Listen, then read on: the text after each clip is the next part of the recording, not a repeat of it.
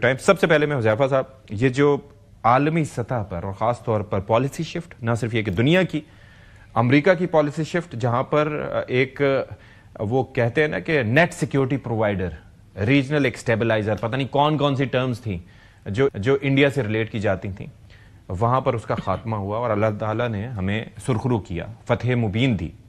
تو اس پہ میں چاہوں گا کہ یہ جو ہے آپ پہلے اس پہ کامنٹ کر لیں. جی بہت شکریہ ستی صاحب, آپ نے بڑے اہم موضوع کی جو ہے نشاندہی کی ہے. دیکھیں آج واشنگٹن پوسٹ میں جو آرٹیکل چھپا ہے یہ صرف ایک کالم نہیں ہے. واشنگٹن پوسٹ جو ہے ایک معتبر جریدہ ہے, اخبار ہے ایک اپنی جگہ پر, لیکن یہ بریگیڈیئر جنرل مارک کمٹ جو ہیں جنہوں نے آرٹیکل لکھا ہے یہ خود ایک بڑی اہم شخصیت ہے. یعنی 2003 میں عراق وار کے دوران اس کو یہاں پر ہیڈ کرتے رہے. اس کے علاوہ جو ٹرمپ انتظامیہ کے قریب اسٹیبلشمنٹ سمجھی جاتی ہے یہ اس کی آنکھ اور کان تصور کیے جاتے ہیں. اچھا, یعنی آپ اس آرٹیکل کو کہہ سکتے ہیں کہ this not an article but یہ امریکن اسٹیبلشمنٹ کا ایک پالیسی آپ بیان بھی سمجھ سکتے ہیں اس کو, یا پالیسی شفٹ سمجھ سکتے ہیں. اور جس طریقے سے مارک کمٹ نے یہ جتنی بھی باتیں اس میں لکھی ہیں یہ بیسیکلی امریکن اسٹیبلشمنٹ اب پاکستان کے بارے میں یہ سوچ رہی ہے. تو آپ یہ دیکھیں کہ اس آرٹیکل میں نے سارے حقائق لکھے کہ 2025 کے شروع میں امریکن جو اسٹیبلشمنٹ اور امریکن انتظامیہ ہمارے بارے میں کیا سوچتی تھی. جی اس کے بعد 2-3 مہینے میں جو تبدیلی آئی, اور پھر خاص طور پر مارک حق کے بعد جس طریقے سے آپ کے فیلڈ مارشل کی جو شخصیت وہاں پر ابھر کر سامنے آئی, ان کی قائدانہ صلاحیتوں کو ٹرمپ نے ایڈمٹ کیا. اور جو لوگ ٹرمپ کو جانتے ہیں وہ ٹرمپ کی اگر زندگی کا آپ احاطہ کر لیں, اس کی بزنس مین ایز اے زندگی کا بھی, اس پہ جو کتاب لکھی گئی اس کا بھی احاطہ کر لیں, ٹرمپ جو ہے وہ شخصیت جو ہے ہمیشہ اس کا قائل ہو جاتا ہے. یعنی وہ امپریس ہوتا ہے کسی بھی شخصیت سے, اور اس میں ویسے دنیا بھر میں جو تعلقات بنتے بھی ہیں نا وہ پرسنالٹیز کے ہی بنتے ہیں, آپس میں کلک کر جاتے ہیں یا نہیں کرتے. آپ ایسے بسا اوقات یہ بھی ہوتا ہے کچھ لوگ ریاستوں سے بڑے متاثر ہوتے ہیں, کچھ تہذیبوں سے متاثر ہوتے ہیں. آپ یہاں دیکھیں یہاں ایسا نہیں ہوا.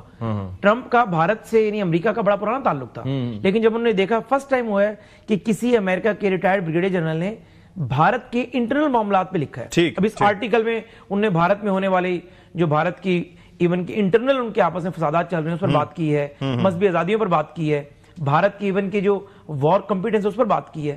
اور میں سمجھتا ہوں کہ یہ ہمارے لیے نہیں مینس القوم, یعنی ایز میں پی ایم ایل این کے منسٹر ہونے کے ناطے نہیں بلکہ اس شو میں جتنے بھی لوگ بیٹھے ہیں سب پاکستانی, ایون کہ آپ بھی, اگر پاکستان کے فیلڈ مارشل کی اتنی عزت اور اہمیت بن رہی ہے وہاں پر اور وہ بن چکی ہے اور اس کا پاکستان کا ایک فائدہ ہو رہا ہے, تو میرے خیال سے ہم سب کے لیے یہ ایک بہت بڑا ظاہر ہے کہ ہم جب اہم مائل سٹون ہے. اب جب ٹریول بھی کرتے ہیں تو دنیا بھر میں جو بھی ہمارے دوست ملک سے باہر جاتے ہیں, بھلے سیاستدان ہوں, تو وہ ایک الگ سطح پر ایک پرائیڈ فیل کرتے ہیں. اب ذرا آ جاتے ہیں سیاسی معاملات پر. بیرسٹر عمیر خان نیازی صاحب, میں ایک شروع میں نے گفتگو سنوائی, کنفیوژن کیا ہے سلسلہ اس وقت ود ان دا پارٹی, کیا مذاکرات کرنے ہیں, مفاہمت کرنی ہے, مزاحمت کرنی ہے, سیاست کرنی ہے, سڑکوں پہ آنا ہے, کرنا کیا ہے حضور والا؟ بسم اللہ الرحمن الرحیم. اشفاق بھائی, بنیادی طور پہ دیکھیں آپ نے جو بیانات چلائے نا, دیکھیں ایک ہے پرسپیکٹو عمران خان کا. عمران خان صاحب نے بڑی کلیئرٹی کے ساتھ سیٹرڈے والے دن جو اپنا میسج تھا وہ اپنے سی ایم کے پی کے کو کنوے کر دیا. اچھا. اور ان کو وہی مزاحمت والی لائن دی, اور انہیں اس چیز کا پوری طرح سے ادراک ہے کہ یہ مفاہمت کا ٹائم ہے بھی نہیں. اچھا. مطلب کسی کے اگر دل میں خواہش بھی ہو تو وہ چیز اس کو عملی جامہ نہیں پہنایا جا سکتا, کیونکہ اس وقت کے جو حالات ہیں, جو اس وقت ٹیٹ فور ٹیٹ چلتا رہا ہے اور جس طرح کا طریقے انصاف کے ساتھ ہو رہا ہے, ابھی خالی عمران خان کی اپنی ذات کی سزاؤں کی بات نہیں ہے, اس سے ہٹ کے بھی کتنے اور لوگوں کو سزائیں ہوئی. بیگم کو 14 سال سزا, پھر جو عمران خان کے رفقا جو اس وقت جو ہے نا کوٹ لکھپت جیل میں, ان کو یکے بعد دیگرے مختلف کیسز میں سزائیں دی گئی ہیں.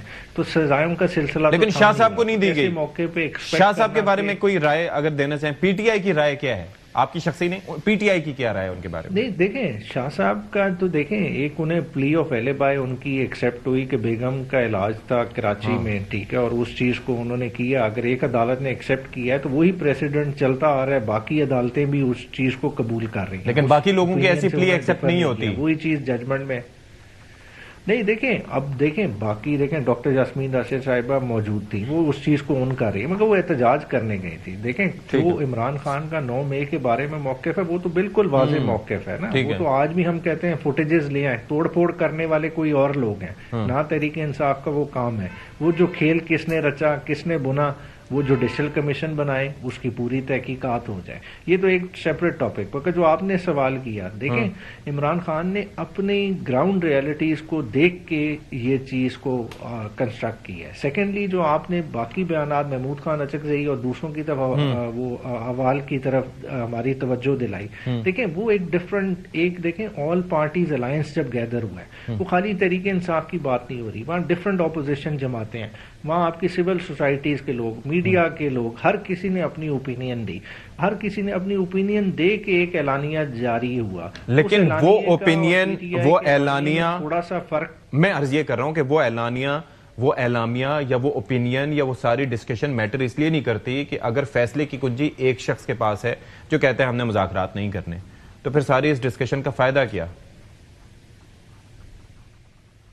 نہیں دیکھیں ڈسکشن کا یہی تو محمود خان صاحب نے کہا کہ کوئی بھی چیز اگر چلنی ہے تو عمران خان سے ملاقات ہوگی. دیکھیں اس سے آپ کو انڈرسٹینڈنگ ہو جاتی ہے کہ پاکستان کی پولیٹکس کھڑی کدھر ہے. کہ آج عمران خان کو آپ نے 2 سال سے زائد عرصہ جیل میں رکھ لیا، مگر عمران خان کو آپ سیاست سے نفی نہیں کر پائے.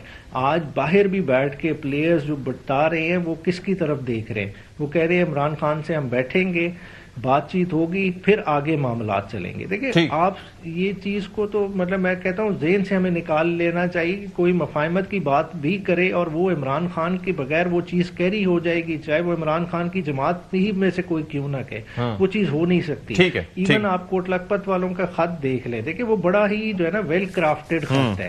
وہ کہتے ہیں نہ مزاحمت نہ مفاہمت، وہ سیاست کی بات کرتے ہیں. وہ کہتے ہیں کہ گراؤنڈ کریٹ کریں کہ ایٹ لیسٹ بیسک پالیٹکس کی طرف تو واپس آ جائے. پاکستان جو اس وقت جس سٹیج پہ کھڑا ہے، ہم نے پاکستان میں سیاست کو کراس مار دی ہے. سوری مجھے اپنے بھائی شیر افضل مروت کی طرف بھی جانا ہے، لیکن اس کے اندر ایک جملہ یہ ہے کہ ہر سطح پر گفت و شنید ہی واحد راستہ ہے جو پاکستان کو اور بالخصوص پاکستان تحریک انصاف کو بحران سے نکال سکتا ہے.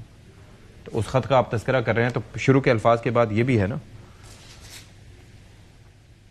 نہیں ٹھیک ہے بالکل گفت و شنید، مگر دیکھیں گفت و شنید 2 طرفہ ہوتی ہے. دیکھیں آپ بولتے رہیں یا میں خالی بولتا رہوں، وہ گفت و شنید تو نہیں ہوگی. سننے کو تیار ہے 8 فروری کے بعد بائی الیکشن تک کیا کیا نہیں ہوا، اور پھر کے بعد کوئی آپ سمجھتے ہیں گفت و شنید کے جواز رہ جاتا ہے؟ ٹھیک ہے، مسئلہ تو ٹویٹ سے شروع ہوا تھا.